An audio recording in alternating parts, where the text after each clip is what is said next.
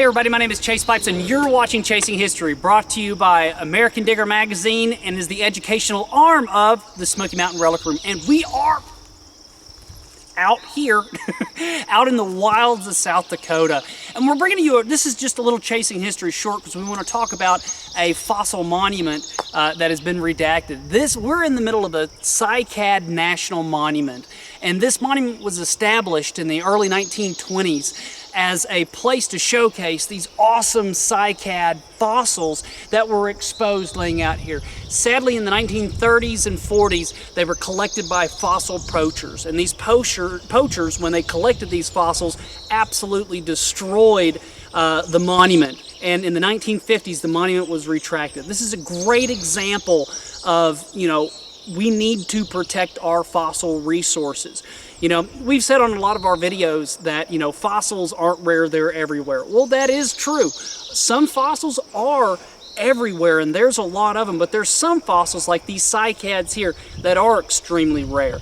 And this valley, this ravine that you see behind us, used to have a ton of fossils. There's one cycad that you can see left standing, and that's right behind us, right back over there.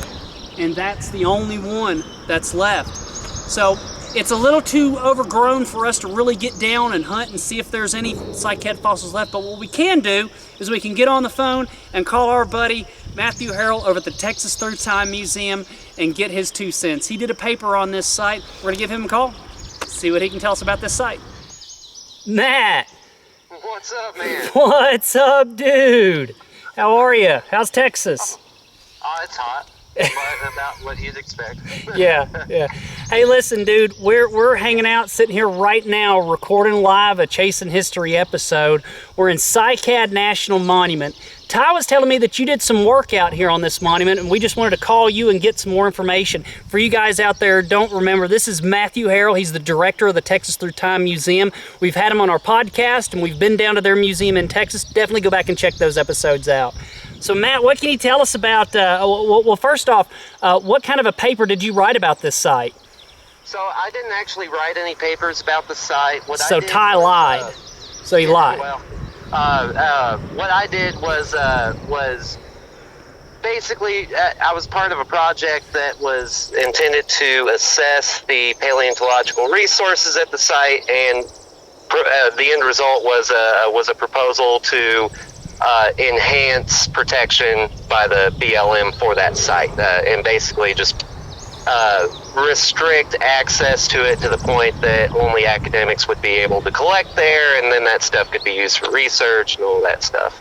Oh, that's awesome.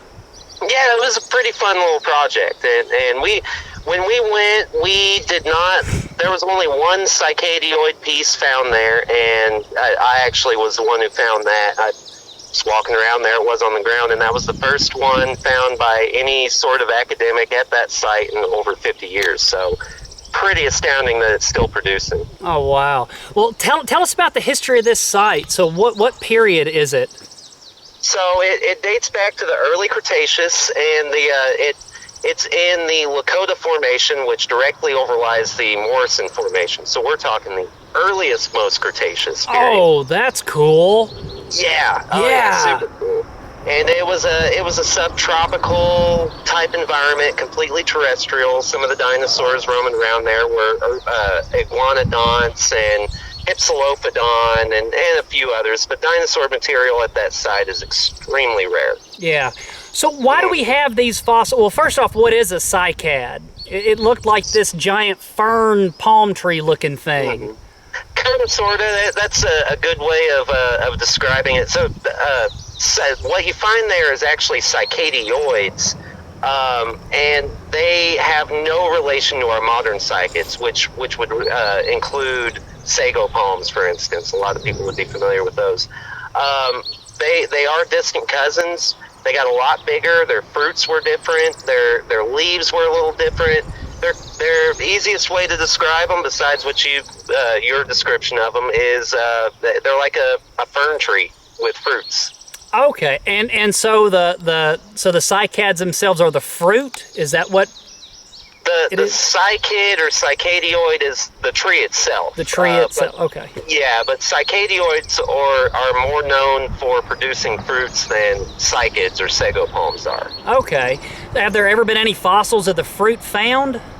Oh yeah, there's been tons. And when I was doing that project at School of Mines on the site, they actually have a few in their collections, and I got to rearrange all that. Nice. They have a ton of really nice ones there. So tell us about the establishment of the monument initially. I saw that it was discovered in the late 1800s. Yep. It was discovered in the late 1800s, and George Wyland was the main one working the site, and he would actually ship trainloads of cycadioid fossils back to the Yale Museum. Really? Yep. That's wow. He got completely obsessed with the stuff, and it got to the point where he completely just picked the site clean. There was no cycadioids left, so when they were assessing the monument to finally push it through and get the visitor center built and all that, well, you have fossil Cycad National Monument, but there's no cycads. Oh. So that's when they decommissioned it, and it's the only national monument to ever be decommissioned by the National Park Service. So it's the only monument in the United States that have ever been decommissioned by the National Park Service. Yep. That's exactly. crazy. Well, it just goes to show you the importance, of protecting our fossil resources, and I'm sure, those cycads that were exposed that he was able to collect, they had been eroding out over the millions and millions of years. And that was probably a few 100,000 to 1,000,000 years worth of erosion that was exposed there, Yep. So exactly. What about the future of this monument? So do you think, will it take another 1,000,000 years before more fossils will be exposed? Or and are we going to have to wait for that? Or what's the future for a site like this? What I see the future for that monument being is basically what you see now. BLM will probably maintain control until they do a land swap, and they may end up swapping that with a rancher or something for grazing. But I don't ever see that monument being established again, because the productivity of the site as far as the cycadioids go is just gone. Yeah. George Wyland really messed that up. And it's ironic because he was the main one pushing for it to become a monument, and did not think about the repercussions from that. But yeah, I don't honestly see any kind of bright future for the site. It's pretty well done. Well, what it can serve is it can serve as an example of what not to do with our fossil resources. Exactly. It's so important to protect these resources that we have, and new sites that are being discovered, to make sure that they are protected and that science gets the opportunity to get in there and do their work and do their job, which is learn and teach us about this incredible planet that we live on. So, exactly. Man. Yeah, and go ahead, dude. Oh, I was just going to say that there are frequently found cycads in the area around that national monument, all on the hillsides, anywhere that the Fall River and Lakota formations are exposed, you have the chance. But they don't display the same level of preservation that national monument had. Well, why is it? What situation was correct enough to preserve these fossils so beautifully? Well, in that case, it was the high amounts of silica and just the overall geologic processes going on inside of that formation. With that level of silica content, the cycadioids themselves, like the ramentum, which would be the diamond-shaped pattern and all that, didn't really get silicified, but the soft tissue was. So you have silicified leaves and branches. You have, I've seen a pit, which is the core of the cycadioid, completely preserved with smoky quartz. No way! Really That's cool! Yeah. And doing thin sections of those cycadioids, we've been able to look at the cellular structure of these plants, which normally isn't preserved.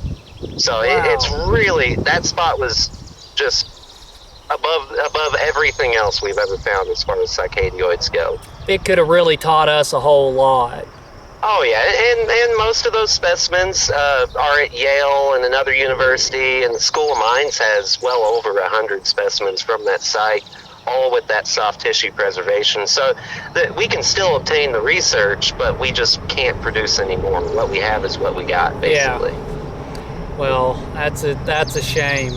Well, it's a beautiful site. There's a highway that spans this little ravine that's right over the site.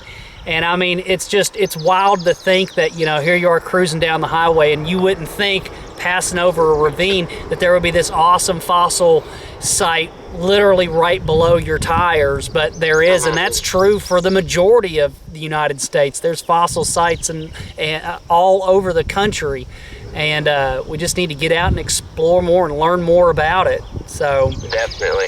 Man, dude, thank you so much for taking this call with us. This was not planned out, totally short notice, dude. I appreciate it. What's going on at the Texas Through Time Museum, man? What do you guys got going on?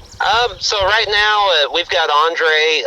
He's out in the field right now. He's over at Connor Ranch. I know you've been out that way with a bobcat, getting it all ready for us to go out there next week and do some digging. So we have nice 4 interns here at the moment, all doing some screen washing on that pile in back and doing some prep work, collections work, a little bit of everything.